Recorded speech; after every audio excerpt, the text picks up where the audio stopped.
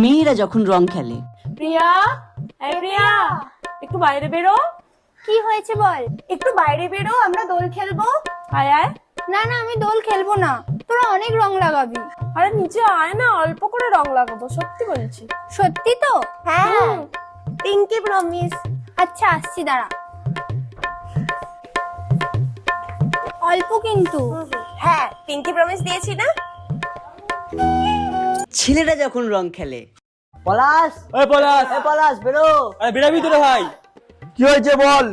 আরে ভাই বেরো, ভাই বেরো, রং খেলবো। চল নিচে আয়, রং খেলি। না ভাই, এবছর হোলি খেলবো না। কি ভাই মেয়েদের মতো ঘরে বসে আছিস? বেরা বেরা।